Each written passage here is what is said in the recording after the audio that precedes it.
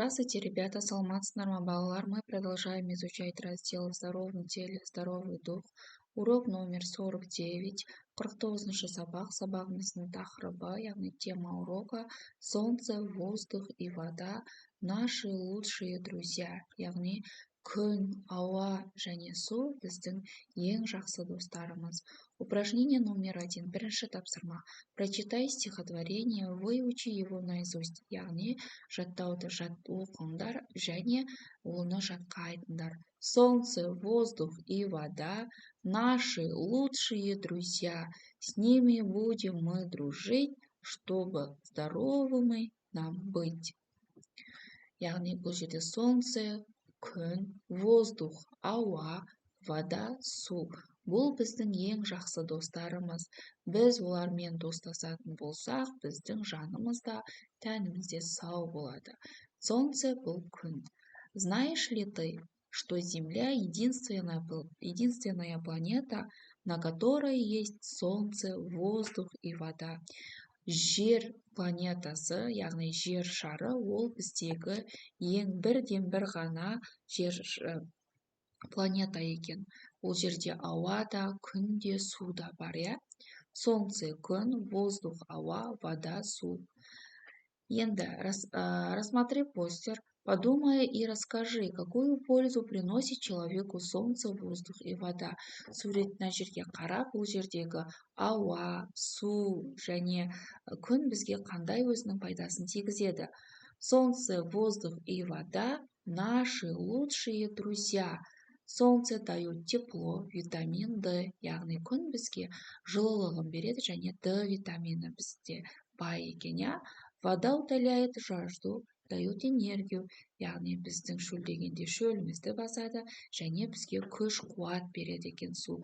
Воздух, яғни ауа, оберегает от болезней, бізді әртүрлі аурулардан қорғайды екен. Подбери к выделенным словам предметам слова-признаки, яғни мына жердегі зат есімдерге сын есімдерді тауып қойыңдар дейді. Көмекші слова-подсказки, көмекші сөздер, яғни теплая, чистая, свежий. Солнце какое? Солнце теплое. Яғни солнце бізде қай родта тұр? Средний родта тұр, иә? Средний родта бізде окончаниелері қандай болатын еді? Е және о. Сондықтан да солнце теплое деп айтамыз, иә? Енді чистая, яғни вода деген сөз бізде қандай родта тұр? Женский родта дұрыс айтасыңдар балалар. Окончаниесі а, яғни бұл жерде бізде қандай болады? Вода какая? Вода чистая. Енді воздух деген сөз бізде қандай родта тұр? Мужской родта, сондықтан да свежий воздух деп айтуға болады. Упражнение номер 3, үшінші тапсырма. Прочитайте вопрос, сұрақты оқыңдар, выберите варианты ответов. Яғни бұл жерде дұрыс жауаптарын табыңдар деп жатыр. Что происходит с ребенком, если он дружит с солнцем, воздухом и водой? Егер балада қандай өзгерістер болады? Ол күнмен, ауамен және сумен дос болса деп жатыр. Біріншісі, ребенок быстро растет и развивается.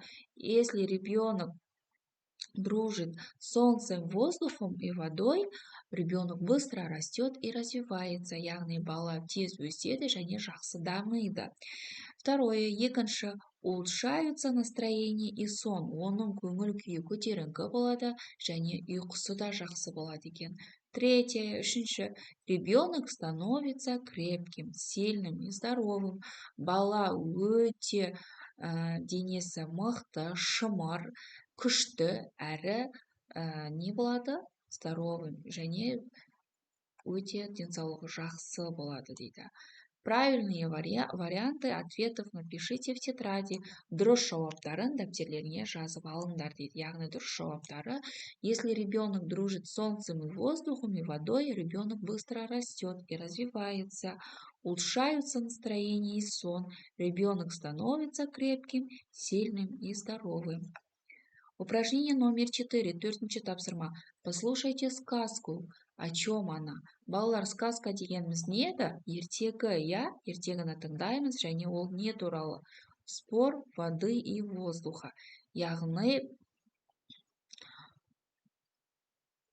су мен ауа бір-бірімен не істеді, сөз таластырып жатыр дейді. Поспорили однажды вода и воздух о том, кто из них важнее. Бір күні су мен ауа бір-бірімен сөз таластырып жатыр екен.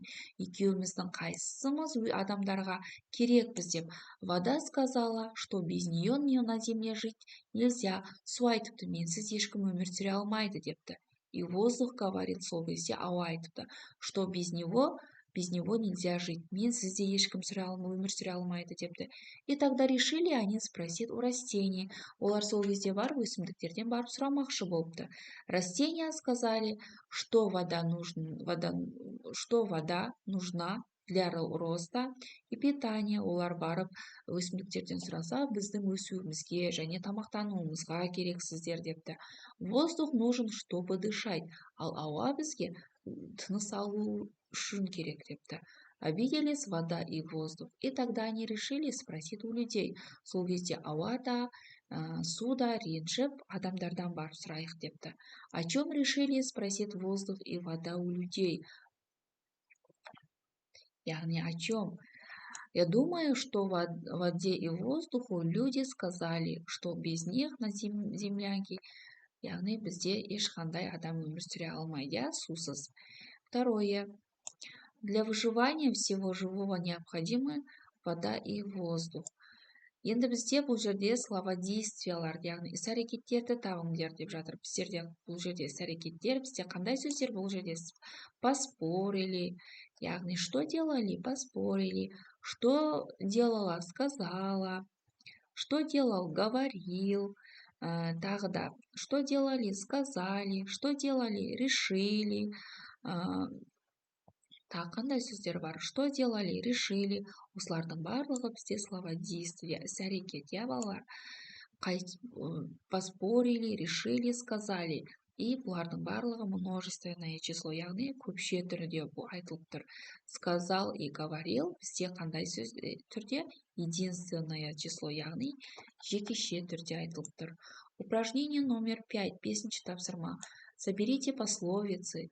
Объясните их, яғни мақал мәтелді жинаңдар, оны түсіндіріп беріңдер деп жатыр. Вода – мать, а без матери нет жизни. Яғни су біздің анамыз, біз анасыз өмір сүре алмаймыз, иә?